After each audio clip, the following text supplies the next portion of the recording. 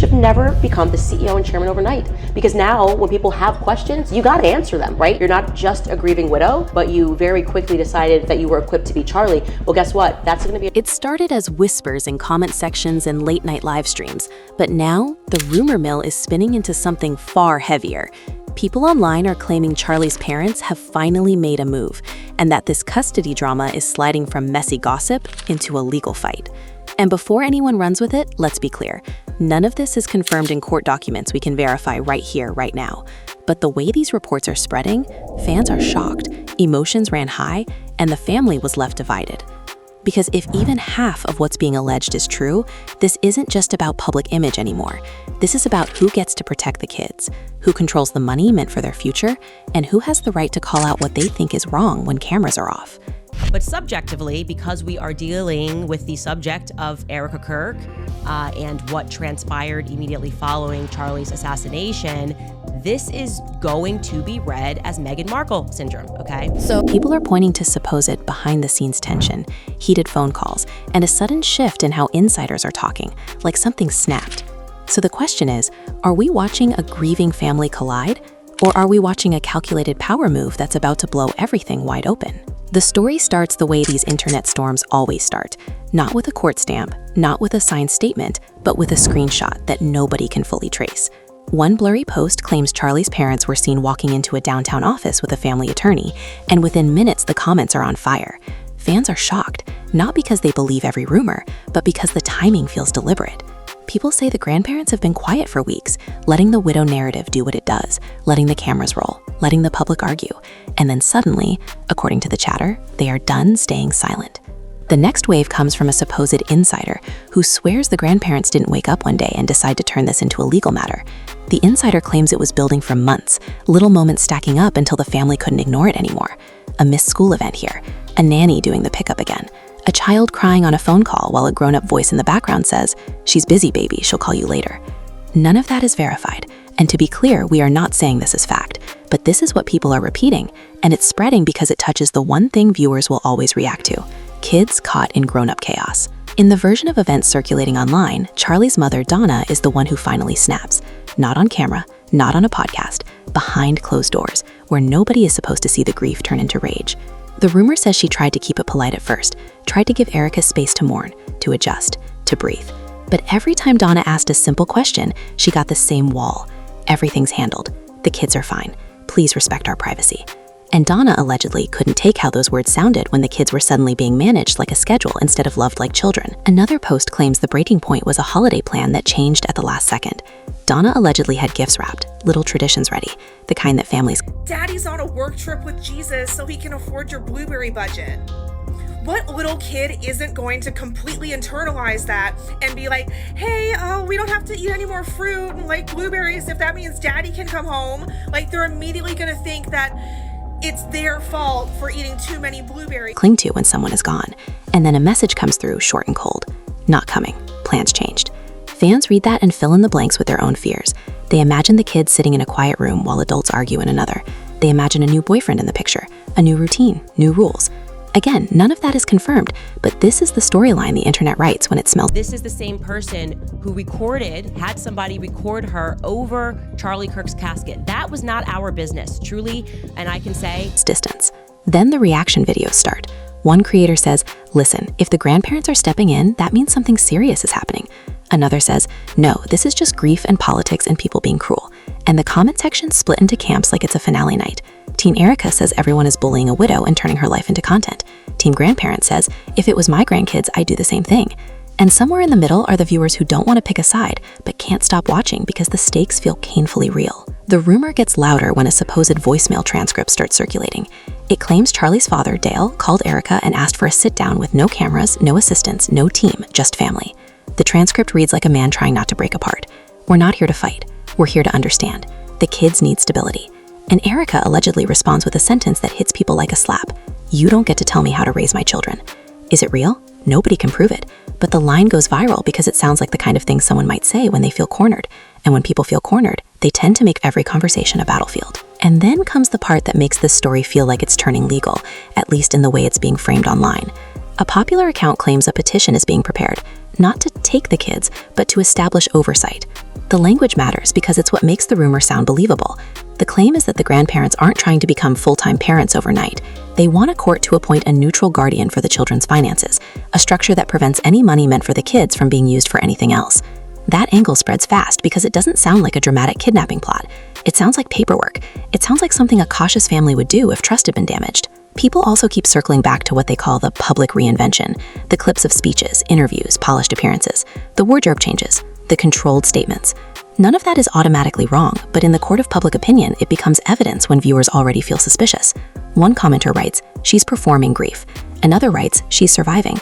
And that clash is exactly why this rumor has legs, because every action can be read two ways, and the internet always picks the version that feels most explosive. In the dramatized retellings, Erika's circle reacts like a crisis team.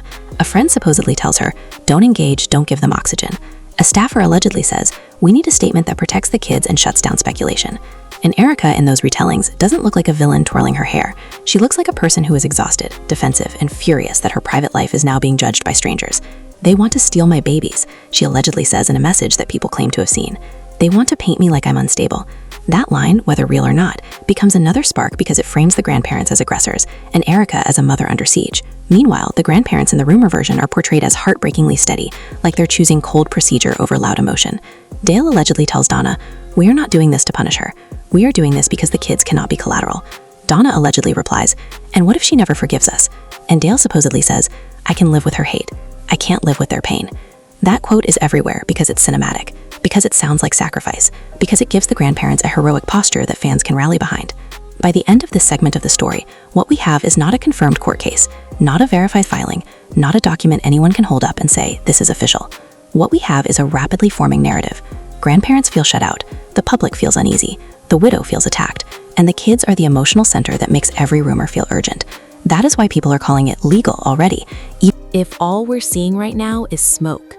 Because when families stop whispering and start calling lawyers, even the possibility changes everything, and the internet can sense that shift long before anyone confirms it out loud. And once that shift is felt, everything around Erika starts getting watched like it's evidence, even when it's just a normal moment clipped out of context. A simple photo of her stepping out of a car becomes proof she's not with the kids. A screenshot of a nanny at a grocery store becomes proof the children are being raised by staff. The internet doesn't wait for facts. It builds a storyline and then forces everyone to act like it's already the truth. Fans are shocked at how fast it turns, because one day it's sympathy and the next day it's suspicion, and suddenly every silence is treated like a confession. According to the chatter, Erika's camp tries to keep it calm at first. People claim she was advised to say nothing, to avoid pouring gasoline on a rumor that could burn out on its own.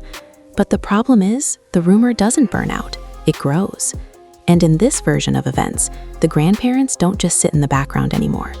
People online say Donna starts making calls to family friends who used to keep the peace, the kind of friends who can get a message delivered without it turning into a public scene. "We don't want to fight," she allegedly says. "We want the children stable. We want to see them more than once in a blue moon. We want to know what's happening." And the friend allegedly replies, "Donna, she's not taking it well. She thinks you're trying to control her." That word, control, is like a match, because to a grieving mother, control sounds like judgment, and to grieving grandparents, control sounds like protection. Same word, two completely different wounds. Then comes the alleged attempt at a sit-down. One account claims a quiet meeting was proposed at a neutral place, not a house, not an office, somewhere nobody would feel like they were walking into the other person's territory. A hotel lounge, early afternoon, away from the crowds. The rumor says Dale shows up looking older than he did a month ago, like grief has been eating him slowly. Donna comes with a folder, not because she wants to threaten anybody, but because she doesn't trust her own memory anymore. She wants dates, notes, receipts of conversations, not to embarrass Erika, but to remind herself she didn't imagine the distance. And in the story people are repeating, Erika arrives late. Not dramatically late, not a villain entrance, just late enough to make everyone's nerves snap. She allegedly sits down, eyes tired, jaw tight, and says, "What is this really about?" Donna allegedly answers, "It's about the kids." And Erika allegedly replies, "Everything is always about the kids when you want something from me." That's the moment the internet loves, because it feels like a line that divides a family in half. Dale allegedly leans forward and says, "We want time with them. We want to know they are okay." And Erika allegedly says, "They are okay. They have me." The rumor says Donna doesn't raise her voice at first. She keeps it soft, almost pleading. "They lost their father. You're all they have left." And Erika allegedly snaps back with something sharper than people expected. "And I am the one who wakes up every day with that reality, not you." If that exchange happened, nobody can confirm it. But the way it's being told has that reality TV sting. Everyone is hurting, everyone feels blamed, and nobody wants to admit they're scared. And then the conversation allegedly turns to what everyone online keeps circling, the money. Not because the grandparents want it, but because they claim it's the only leverage the world recognizes. In the rumor version, Dale asks one direct question: "Is the kid's money protected?" And Erika allegedly replies, "How dare you?" Donna allegedly says, "We are not accusing you. We are asking because we hear things." And Erika allegedly fires back, "You hear things because people make money telling lies about me." You can feel how the room would go cold right there, because she's not just talking to the grandparents, she's talking to the entire audience that turned her grief into content. Online, this becomes the trust fund showdown, even though no trust paperwork is shown. A creator reads a thread and says, "If the grandparents are asking about protection, that means they believe the kid's inheritance is at risk." Another creator says, "Or it means they're trying to take power while she's vulnerable." And the fan base fractures harder. Emotions ran high, the family was left divided, not just in private, but in the way strangers start choosing who deserves empathy. The story gets an extra twist when someone posts what they claim is a draft letter from an attorney. The letter uses careful language: best interest of the minor children, temporary oversight, financial stewardship, regular visitation schedule. It doesn't read like a threat, it reads like a system trying to prevent chaos. But because it's a screenshot on the internet, nobody knows if it's real or fan fiction dressed up as legal jargon. Still, it spreads like wildfire because it gives people something they think looks official. And the moment something looks official, the rumor stops sounding like gossip and starts sounding like a countdown. In the dramatized retelling, Erika sees the post and loses it. She allegedly calls her lawyer first, then her inner circle, then someone she trusts enough to speak without polishing every sentence. "They're trying to paint me like I'm unfit," she allegedly says. "They're trying to take my children away because I won't live my life the way they want." A friend allegedly replies, "This is getting bigger than you. You have to be careful." And Erika allegedly says, "Careful got my life turned into a circus. I'm done being careful." And then, right when people think the grandparents are about to file something, another rumor interrupts the entire storyline. A courthouse employee allegedly tells someone there's nothing on file yet. Immediately, the internet spins in two different directions. One side screams, "See, it's fake." The other side whispers, "That means they're preparing something bigger." And in this moment, you can feel the paranoia take over, because uncertainty is more powerful than confirmation. When nobody knows what's real, every possibility becomes a weapon. In the background of all of this, Candace Owens is treated like the narrator who won't stop talking. People clip her comments, stitch them, replay them. Her supporters say she's the only one willing to say what others are afraid to say. Her critics say she's exploiting a family tragedy. And Candace, in the way these stories portray her, refuses to soften. She allegedly tells her audience that the grandparents stepping in would be the first real pushback. She allegedly suggests that Erika's public appearances are not just coping, but strategy. Again, these are claims and interpretations, not proven facts, but they feed the fire because they give fans a script to follow. And as the fire grows, people begin dragging in anyone connected to the circle. Friends from the old days, staffers, distant relatives, even people who only met the family once at an event. Everyone becomes a potential witness in the court of public opinion. One person claims, "I saw the kids with the grandparents and they looked relieved." Another person claims, "I saw Erika with them and she looked like she was trying." None of it is measurable, none of it is verified, but it all becomes part of the emotional math viewers do to decide who looks believable. Then comes the scene that fans can't stop replaying because it's simple and messy and human. According to the rumor, Donna shows up at a school function unannounced, not to cause a scene, but to see the kids with her Own eyes. The story says she stands near the back, hands shaking, trying to hold it together, while other parents glance at her like they recognize the drama. The kids allegedly spot her and brighten for a split second, the kind of split second that makes a grandmother feel alive again. And then someone steps between them. Maybe a staffer, maybe a nanny, maybe an assistant. Nobody knows. The rumor doesn't agree on the details, but the emotion is what makes it viral. A grandmother reaching and a barrier carrying. If that happened, it could have been for 100 harmless reasons: safety, privacy, routine. But the internet reads it like a symbol. They're keeping the kids away, people write. She's isolating them, people claim. And once that idea is planted, every next rumor sticks easier. By the end of this stretch, the story isn't a single clean accusation anymore. It's a swirl of alleged meetings, questionable screenshots, emotional encounters, and legal language that may or may not be real. But what makes it feel like it's turning into a real legal showdown is the way both sides, in the rumor version, start moving like they expect to fight. Erika allegedly tightens her circle, speaks through statements, trusts fewer people. The grandparents allegedly gather documents, mark calendars, ask questions that sound like they're preparing for a judge instead of a dinner table. And that is why the audience can't look away. Because when a family stops speaking in feelings and starts speaking in filings, it doesn't matter how the internet feels. It becomes a different kind of war, and everybody senses it's getting closer. And then, just when it looks like the entire story is going to stay trapped in vague screenshots and insider whispers, a new claim drops that changes the temperature of the room. Multiple accounts start posting the same allegation, that Charlie's parents didn't jump straight to take the kids. They went after something quieter and sharper, something that doesn't sound dramatic until you understand what it does. People say they're pushing for structured oversight, a court-approved framework that puts guardrails around the children's time, their routine, and especially their money. And the reason this hits harder is because it's not a headline you can laugh off. It's paperwork, it's a calendar, it's boundaries written in ink. Fans are shocked at how quickly the conversation shifts from feelings to logistics. One minute people are arguing about grief, and the next they're arguing about legal language like best interests and stability. In reaction videos, you can hear creators lowering their voices, like the rumor itself is heavy. If they're really doing this, one says, they're not playing. Another replies, or somebody wants control and they found the perfect moment. And that's when the family gets left divided in the most painful way, because every single motive can be read as love or manipulation depending on where you're standing. According to the chatter, Donna doesn't even want the spotlight. The rumor says she hates it. She allegedly tells a family friend, "I didn't raise my son for people to dissect his children like this." But then she follows it with another line that keeps getting repeated because it sounds like a woman who feels cornered. "If I don't act, I'll regret it forever." And people online cling to that because it sounds like a grandmother who believes something is slipping away from her, something that can't be fixed with a polite conversation. The next alleged twist is the kind that makes viewers lean closer. A clip begins circulating that some accounts claim is a private phone call, recorded without consent, or maybe recreated by someone for views. Nobody can agree. The audio is unclear, and the words are debated, but the internet decides it hears enough. In the clip, a female voice that people claim sounds like Donna says, "We don't recognize the house anymore." And a second voice, supposedly Erika, answers, "Because it's my house." Then the first voice says something that sends the comment section into chaos. "And what about the children's house?" Again, we are not confirming authenticity. But once a clip like that exists, real or not, it becomes a symbol. It becomes a scene viewers replay to decide who sounds cold and who sounds desperate. People who support Erika rush to defend her. They say any mother would snap if her in-laws questioned her home. They say the grandparents have no idea what it's like to wake up to grief and still pack lunches. They accuse the internet of punishing a woman for trying to survive. Meanwhile, the other side argues that surviving doesn't mean disappearing behind staff and schedules.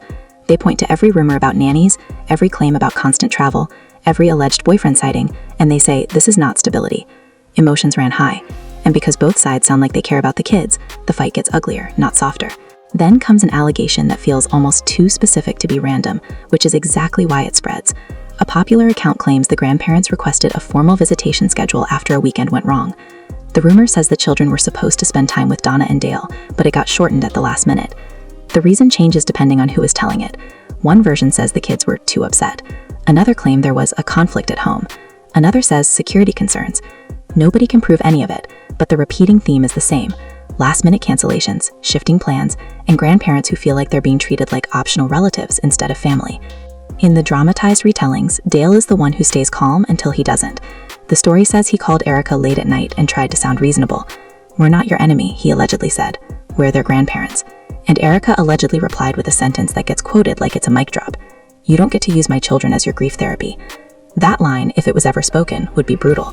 But even as a rumor, it lands because it speaks to the fear on both sides. Grandparents terrified of losing connection, and a mother terrified of being judged as not enough. And then, right on cue, the internet pulls in the new man angle again. Not because it's proven, but because it's the easiest way to ignite outrage. People start claiming the boyfriend has been present during family exchanges, and that his presence changes the kid's mood. Some say he's strict, others say he's cold, others say he's protective. None of this is verified, and it's important to say that clearly. But the reason it spreads is because audiences have seen this story before in other households. A new adult enters a grieving family system, and suddenly every relationship gets tested. Fans project their own experiences onto it, and the projections become facts in the comment section. One creator does a dramatic reenactment, pretending to be Donna at the doorway, pretending to be Erika on the phone. It's content, it's performance, but it shapes perception. The creator says, "Imagine watching your grandchild hesitate to hug you because someone told them to be careful," and viewers eat it up because it's emotionally vivid. Then another creator counters with, "Imagine being Erika and realizing every time you let the kids see their grandparents, someone turns it into a storyline." And suddenly the audience is not watching a family anymore. They're watching a battlefield where every act of love has consequences. According to Online Talk, a family friend tries to mediate. This friend is described as someone Charlie trusted, someone who knows both sides, someone who allegedly says, "We can fix this quietly." The rumor says they set up a second meeting, smaller than the first, meant to lower the tension. And this time, the conversation is set to begin. With Erika saying, "I am not giving up control." Donna allegedly answers, "We are not asking for control." And Dale allegedly adds, "We are asking for protection." And in that triangle of words, you can see the core of the drama. Control versus protection versus survival. 3 different meanings, 3 different wounds. A twist follows that ramps everything up without needing any proof. People begin claiming a legal letter was delivered to Erika's attorney, not to her personally, and that the letter mentioned financial safeguards. Immediately, fans interpret that as a direct attack on Erika's character. They think she's stealing, one comment says. Another says, they're saving the children. And because there's no document anyone can verify publicly, both interpretations live side by side, like competing realities. In the dramatized version, Erika reads the letter and feels humiliated. She allegedly tells a friend, "They're treating me like I'm reckless." The friend allegedly responds, "It's not about you." And Erika allegedly snaps, "It's always about me," when they want to blame someone. That exchange, whether real or imagined, captures why this rumor cycle doesn't stop. It's not just about the kids, it's about identity. Erika wants to be seen as a mother who is trying. The grandparents want to be seen as family who is needed, and the internet wants to be entertained, which is the cruelest part, because entertainment turns pain into a scoreboard. And then another moment gets added to the rumor timeline, the kind of detail that makes people gasp even if they don't know if it's true. Some accounts claim one of the kids said something at school that worried a teacher, something about not knowing where I'm sleeping next weekend, or "I don't like when people yell." There is no proof of this. It could be invented. It could be misunderstood, but it spreads because it triggers the protective instinct in viewers. Once the idea of a worried teacher enters the story, the legal angle feels more plausible to the audience, even without evidence, because teachers are seen as neutral observers. By the end of this stretch, the rumors have stacked into a narrative with momentum. Alleged meetings, alleged audio, alleged letters, alleged concern from outsiders. None of it is confirmed as fact here, but it's enough for the internet to believe the conflict has crossed a line. And in the way people are telling it, Erika is no longer just fighting a comment section. She is allegedly bracing for a legal push that could reshape how the children live, who gets access, and who gets to touch the resources meant for their future. And Charlie's parents, in the way the story is being framed online, are no longer just grieving grandparents. They are portrayed as people who have decided that silence is risk and paperwork is protection, even if it makes the family fracture in the process. By now, the rumor has its own heartbeat, and it doesn't slow down, it speeds up. Accounts start saying the grandparents didn't just think about legal options, they quietly triggered the first real step, the kind that doesn't make headlines until someone leaks it.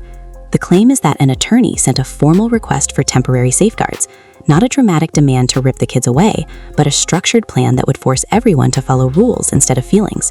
Fans are shocked because this is the moment the story, as people are telling it, stops being about who is right and starts being about who is prepared. In the online version, Erika finds out the same way everyone else finds out these days, through a message she wasn't supposed to see. One person says it was a text forwarded to the wrong chat. Another claims it was a staffer who panicked and admitted they're doing something. Nobody can prove it, but the reaction is described the same across posts. Erika allegedly goes still, then angry, then cold. She isn't crying on cue, she isn't performing. She's calculating, because if grandparents are putting structure on paper, that threatens the one thing she believes she still controls, her family's narrative.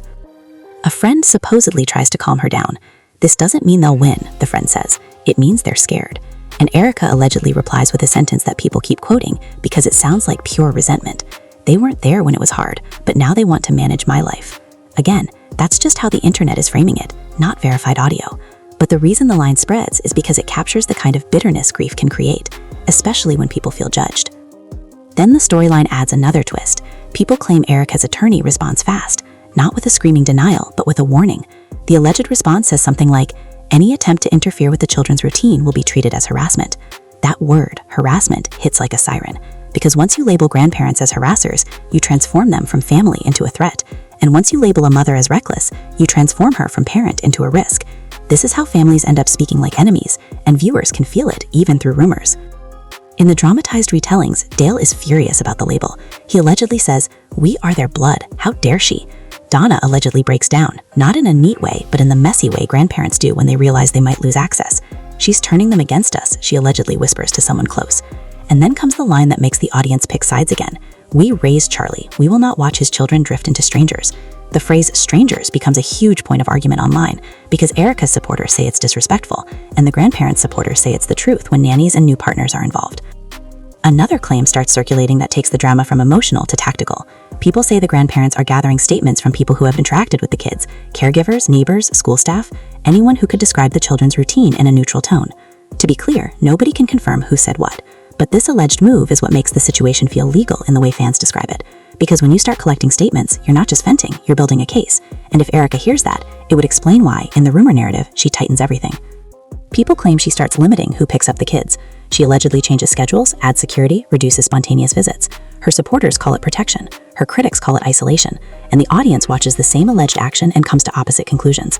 Emotions ran high, not because the internet cares about paperwork, but because every change looks like a mother preparing for a fight, and every preparation makes the grandparents look more desperate. A dramatic moment gets added to the rumor timeline, and this one spreads because it feels like a scene from a reality show. Some accounts claim there was a phone call where Donna begged to see the kids for just an hour. No cameras, no speeches, no arguments, just a quiet visit. The story says Erika hesitated, then agreed, but with conditions. No questions, she allegedly said. No talk about money, no talk about court. And Donna allegedly replied, "I don't care about court, I care about their faces." If this exchange ever happened is unknown, but it rings true emotionally, which is why it sticks. In the same rumor thread, there's an alleged visit that goes wrong, not because anyone throws hands or makes a scene, but because the tension is thick enough to cut. The story goes that the kids arrive and they're happy for a moment, but cautious, like they've learned that adults can flip without warning. Donna allegedly tries too hard, asking too many questions in a sweet voice. "Are You sleeping okay? Are you eating? Are you happy?" And then the kids, in the rumor version, grow quiet, like they don't know what answer is safe. That detail crushes viewers because it suggests the children are adapting to tension. And when kids adapt like that, adults feel guilty, even if they think they're right. The alleged breaking point comes when Dale asks something he thinks is reasonable, and Erika hears as an accusation. The rumor says he asked, "Who's been around the kids lately?" And Erika's face allegedly changes. "That's not your business," she allegedly replies. And then Donna, according to online talk, says a sentence that she immediately regrets. "It is our business if they're being raised around someone who doesn't love them." That line is gasoline. Because if you're Erika, you hear it as an attack on your choices. If you're Donna, you hear it as a plea for safety. And if you're the internet, you hear it as a headline. The visit allegedly ends early. The kids hug everyone and leave, and the adults stand there with that hollow feeling that comes when you realize you just made everything worse. In the rumor narrative, Donna cries in the car. Dale stares at the road and says, "We can't do this again." And Donna allegedly answers, "Then we do it the hard way." That phrase becomes the unofficial caption for the entire drama. The hard way, meaning court, schedules, oversight, boundaries enforced by someone outside the family. After that, online talk claims the grandparents decide to move forward with a formal request, not necessarily to remove custody, but to set terms they can rely on. And the reason this detail matters is because it changes how viewers interpret everything. Suddenly, Erika's silence isn't just grief, it's strategy. The grandparents' patience isn't just respect, it's preparation. And every influencer covering it starts speaking like a verdict is coming, even though nothing has been officially confirmed in public filings people can verify here. The rumor mill also claims Erika responds by preparing her own package, proof of routine, proof of care, proof that the children are stable. Supporters say she's doing what any parent would do when outsiders threaten her home. Critics say she's only moving because she got exposed. Both sides call the other side manipulative, and the family is left divided not just emotionally, but structurally, because now it's not just who feels what, it's who can prove what.